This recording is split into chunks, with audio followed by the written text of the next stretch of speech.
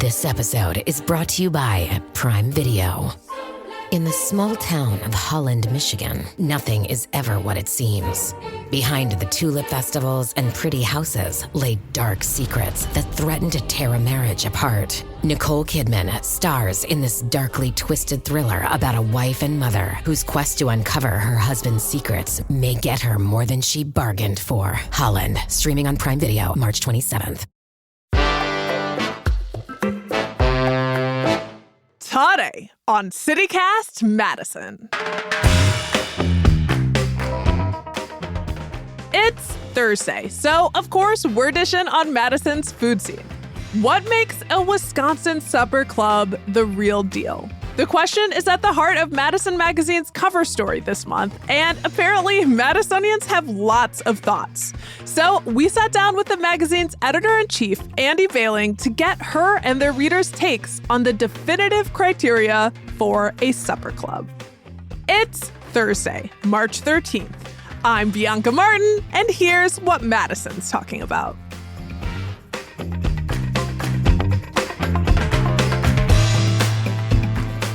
Andy, welcome to CityCast Madison. We're so happy to have you. Thank you. My first time chatting with you guys. I'm excited. Yes, and on such a fun topic, we're here today to talk about something Wisconsinites know and love thoroughly, supper clubs. It's also a pretty timely conversation given that one of Madison's oldest supper clubs, Kavanaugh's Esquire Club, has been making headlines recently. We won't rehash all of the details here, but long story short is that earlier this month, Kavanaugh's new owner announced a sudden closure for the restaurant, and then after community outcry, the club's former owner, John Kavanaugh, said he would come out of retirement and run the restaurant again.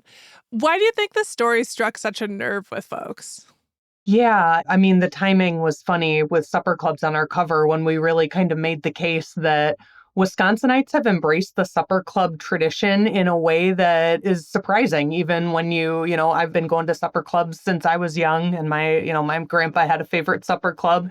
But really, I am reminded so often that people care deeply about these places and they've made memories here. So the news of Kavanaugh's closing, and it was an abrupt one, so that always kind of gets people's attention. But to hear that they were closing, people really reacted to that. And, of course, there's concerns about paying staff members once a place closes so quickly like that. But really, I think at the heart of it, it's not wanting to see a place like that go. Kavanaugh's was one of the oldest, most long-standing supper clubs in our area. And to see it then the original owners come back and say, hey, we're going to reopen it, I think just that was so celebrated in town and a lot of people are excited. Yeah. Thank goodness. Because like you said, so many people have connections, these personal connections with family and these memories. It's really a community place. And while we're speaking of community, one of the reasons we're talking here today is, like you mentioned, the March issue of Madison Magazine claims to have, quote, the definitive Wisconsin supper club criteria, unquote. These guidelines came out of a survey that you published that got over 1,000 responses. So clearly folks have thoughts. Can you tell me a little bit more about this project and how the idea came about? Yeah, so it's really funny. We sat around our edit team talking about what our supper club story was going to be like. And we're like, you know what? Why don't what is a Wisconsin supper club? Because it's so debated. People say it has to have a relish tray. It has to have a coat rack. These kind of really nuanced things that a place needs to have to wear that kind of badge of honor of being a true Wisconsin supper club. So we said, let's ask people. Let's see what they have to say. And I thought that I was doing my due diligence, and I had 28 pieces of criteria of things that I thought people would say, okay, it needs this, but doesn't need that.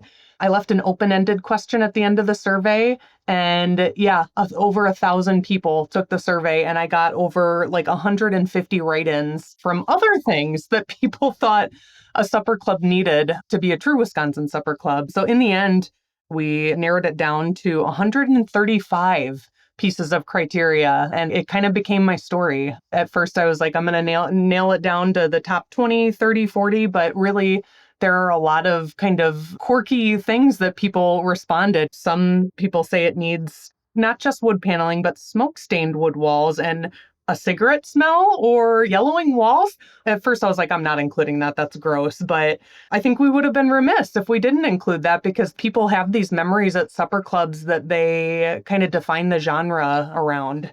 Yeah, it's kind of that character and history. Totally. Yeah, there is so much character, so much history in our supper clubs.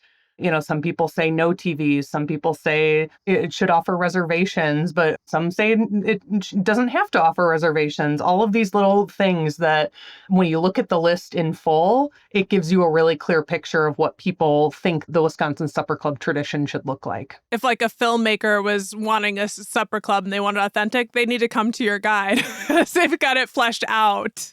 Yeah, and we came down to, you could use this list, could be, if you wanted to kind of put it into action, 135 pieces of criteria. I don't think every single place would mark every box there, but if they marked at least a good portion of it, I think it's safe to give it that label. And Andy, while we're talking, I just have to point out, speaking about like character, you have the best Wisconsin accent. Like you're just like the perfect person to tell us this story, honestly. I'm like, oh, yes. I get told this all the time by my family and friends, and I've lived in Wisconsin for over a decade. I'm actually from Illinois, but the Wisconsin accent is strong, and you hear it when you go into supper clubs too, for sure. For sure. Let's actually dig further into the results. The first category is atmosphere, right? So what does a supper club have to have inside in order to have the real deal ambiance? Yeah, one of the original pieces of criteria that I included on my list that got us 68% agreement from our survey takers was that the lighting needs to be a bit moody. And 34% agreed that the atmosphere has to inspire nostalgia, which I know that's kind of a big umbrella term, but I think that people can understand that it kind of has to look like it's a little bit from the past. Or maybe have elements that remind you of another time. Did anyone say anything about Mad Men? That's some vibes that I've gotten at like Tornado Room.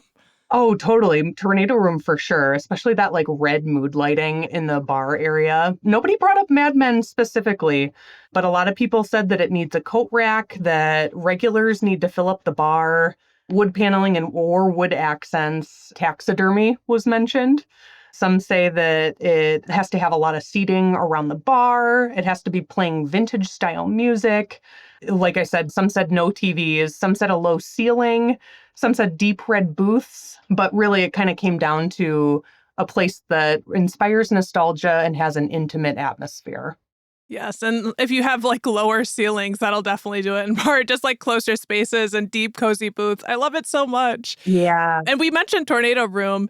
Do you have other places, or including Tornado Room, that do a good job curating the ambiance here in Madison? Absolutely. Yeah. I think Toby's Supper Club, which they actually ended up on our cover for this issue, they've got those red tablecloths that kind of set them apart. And it's almost like the red kind of disappears as all of the Supper Club dishes start being delivered to the tables.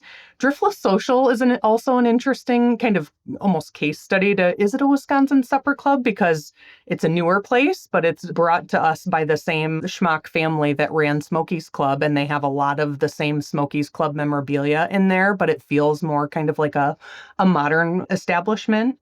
And then one that I'm really excited about that actually hasn't opened yet is the Yodel Room. This was part of the new Glarus Hotel and Restaurant renovation. They actually have a sunken bar that people will remember if they went to New Glarus Hotel and Restaurant when it was open.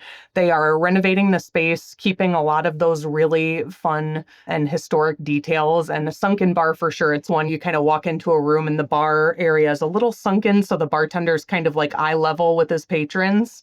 And there's not a lot of those in the Madison area, so I'm excited about that one. God, I love the name. That's so Yodel. That brought a visceral reaction to me. I love getting this news. We'd be remiss to not talk about the menus, right? It looks like there was a consensus from the majority of your survey respondents on two things. A Wisconsin Supper Club has to have a good old fashioned, and it has to offer Friday night fish fry. Of course. What else does the menu need to have to qualify as a supper club? Yeah, so right after that was prime rib on Saturdays. That one has specifically been tied to that Saturday special at supper clubs. But then a lot of other people felt really strongly that it has to have a shrimp cocktail option. And then the potato sides, which I personally, I agree with this. For me, a supper club has to have a potato options that include kind of different variations. You get hash browns, baked or mashed, or French fries. But the list really goes on of what people are wanting to see on that menu. And again, I think this ties to the memories that people have from their favorite supper clubs. But people say that they want both surf and turf options. Some get really specific that Texas toast comes on the side with the meal.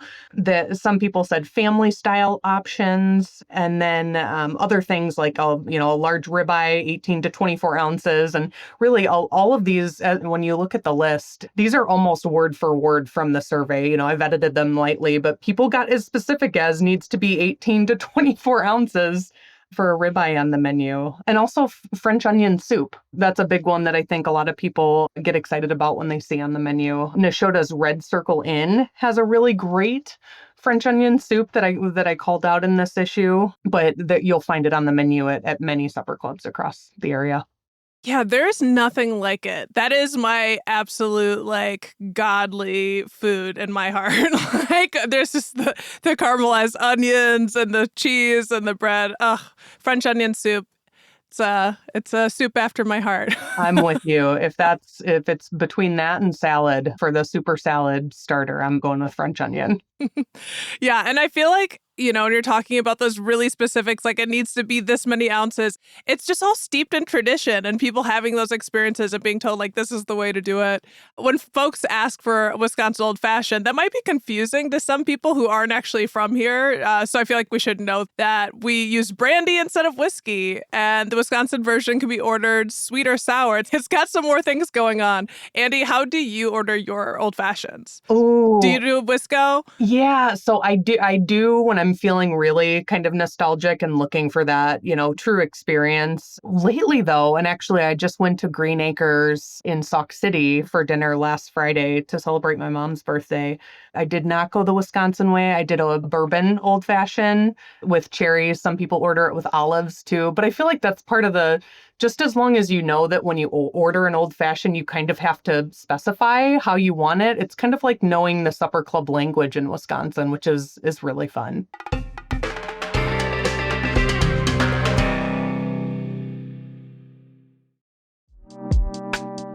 Are you an entrepreneur looking for the support, resources, and network to take your business to the next level?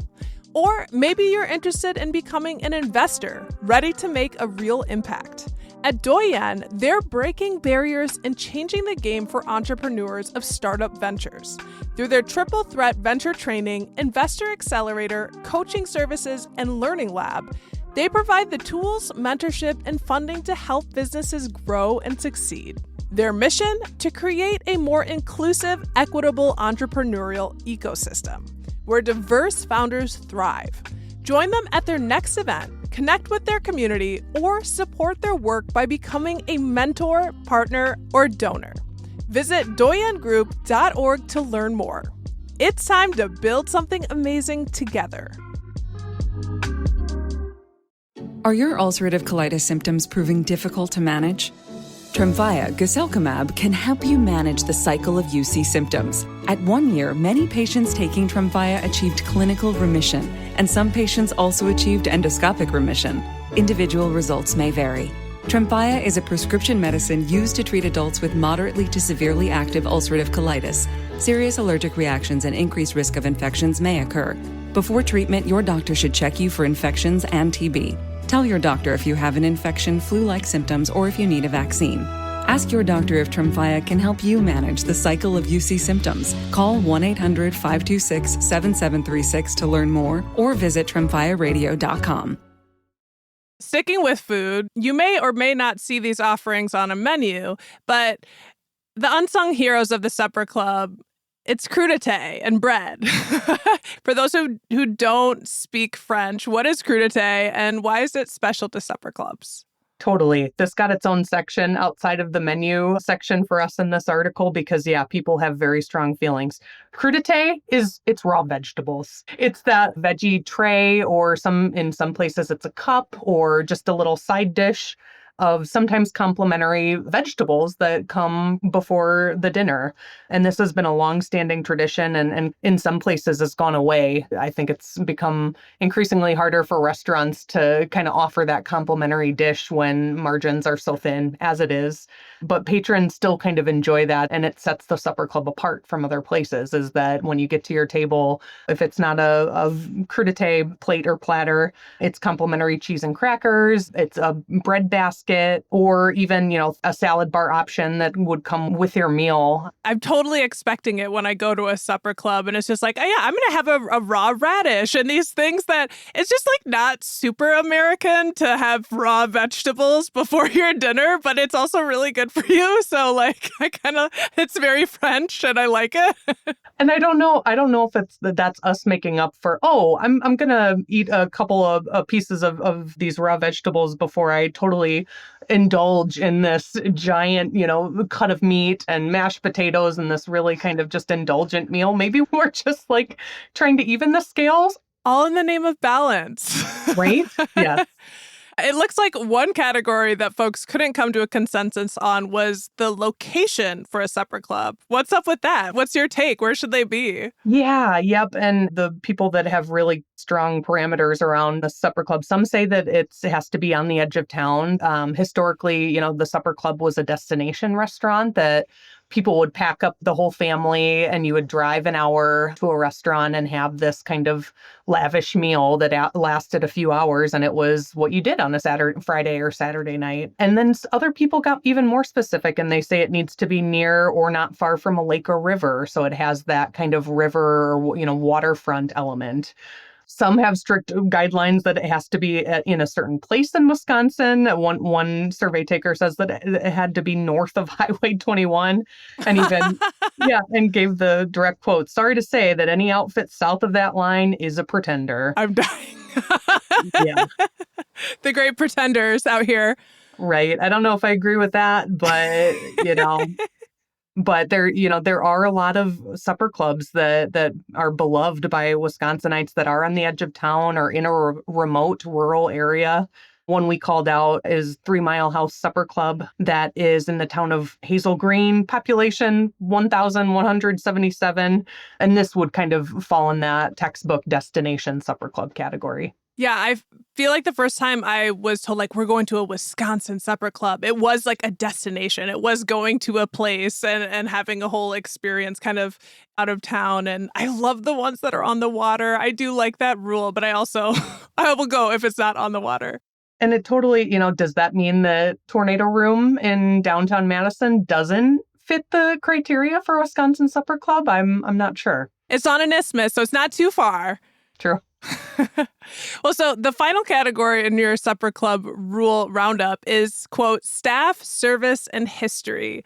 I think this is really what makes supper clubs so special. One of my favorite rules listed said that a supper club should have, quote, at least one server older than 70 who treats everyone like their own child, unquote. Why do you think history and service in these spaces are just so important to people? Yeah, I mean, when you get down to it, that's really at the heart of the experience. It's the people that are keeping those places going, but it's also the people that you meet within those supper clubs. I've done interviews with so many supper club owners that I ask them what's the most special part of keeping this place going, and it's always goes back to the people. It's the memories that they make. It's the people that they meet. And some of these supper club owners, they are serving multiple generations of the same family. A family would come in and now their kids are coming in and even their kids are coming in. So, sometimes it's 3 generations that these restaurants are serving. But this was the category that it got really nuanced too, in terms of what these places should look like. Dinner only hours. Some of these places do only open starting at 4 or 4:30 p.m. I included this in my original criteria to ask, does the history have to date back to a certain time period, and that kind of didn't get a great consensus. So people aren't as worried about, it has to be over 20 years old, 30 years old. Most of them said that the establishment date really doesn't matter. But family-owned status was pretty important, that they wanted these places to be owned by a local family or a local business that feels like it's part of your town, which really the Supper Club is. They help define a place and a people in a way that I think not a lot of places do. So there's a lot of character in the Supper Club. Yeah. And are there any more locations you can name out there were standouts in this category? Absolutely. Yeah. Quivy's Grove in Fitchburg, I think, is at the top of the list here. They have this just beautiful stone house and stone stable grill. It's in this kind of historic old barn, and it's just a beautiful location. There is also Donnie's Glidden Lodge in Sturgeon Bay. So if you're ever in the Door County area, this place dates back to the 1930s, and it was supposed to be the lodge for a golf course that was never built, but it was turned into this supper club that's right on Lake Michigan, and it's got this expansive view of the lake and is just a beautiful historic place. And then also the Del Bar. I'm sure a lot of people in the area have gone to this Wisconsin Dells institution. They've been there for over 80 years. Had to call them to get an update because it's been a year or two since I've interviewed them, but they now have 15 staff members who have been there for more than 10 years and 2 that will hit a decade in the next few months. And it's just the longevity of the people within these places is pretty admirable. The Del Bar is a throwback for me because I grew up in Baraboo. So I know I'm like, oh my God, yes, the Del Bar. I went there with, my grandpa and our family, but also it was a hot spot for prom night because it was like the fancy, the Del Bar. Man, that brings back memories as the point of this whole conversation. Man, what a fun job. I want to go to the place in Sturgeon Bay so bad. That sounds incredible. You've been deep in the responses and doing your research. Was there anything that surprised you after you got the survey results?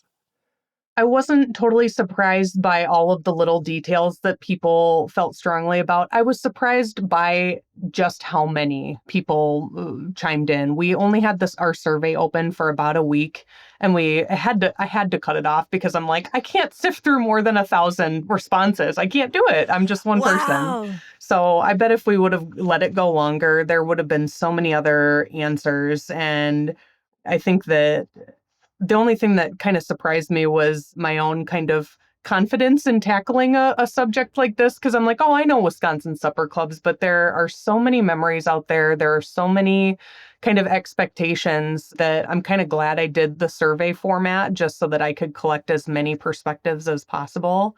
So yeah, I would say that. I still feel like if you've been in Wisconsin for a very long time, you might feel like you know a lot about the supper club scene. But to me, it's like there's no way anyone in a single lifetime could learn all there is to learn, visit all the places there are to visit in the Madison area in a way that makes you feel like, yep, I'm a supper club expert. I think my educational experience will continue, and I'm kind of excited for it. Yeah. Well, before we let you go, I'm just thinking, like, when I think of supper clubs, something that is like, this is the identifier. It's a silly one because all the ones we mentioned are wonderful, but I think a grasshopper, like the frozen cocktails. What is it for you that's just like, oh, this is a proper Wisconsin supper club in your own experience and feeling? The grasshopper is a good one. I agree with you there. For me, I think it does go back to the Brandy Old Fashioned. I remember the first supper club I think I ever went to in the Madison area was Quivy's Grove. And I very distinctly remember being in the bar area, not even knowing how to order, a Brandy Old Fashioned sweet, but seeing the people waiting for their tables. And they all had the same drink in their hand. They had a tumbler, and it had muddled cherries and orange at the bottom of their glasses and a cinnamon stick in it. And I'm like, what is going on here? It's like I wasn't part of the club yet, but I that memory sticks out to me because now, I've been back to Quivy's Grove several times, and I'm one of those people that's got that old fashioned in hand, waiting for my table. I know that I'm going to order the hash browns with my fish fry. It's really a ritual. And now that I'm thinking this through and talking it out loud, it's really the ritual, knowing that you're going for an experience that defines the supper club. Andy, our supper club queen, thank you so much. This has been extraordinarily fun and full of information. We really appreciate you coming on CityCast Madison. Oh, I appreciate it too. Thank you for having me. That's Andy Bailing, editor-in-chief of Madison Magazine. If you want to know more of the criteria for what defines a Wisconsin supper club, head to our show notes for a link to their cover story.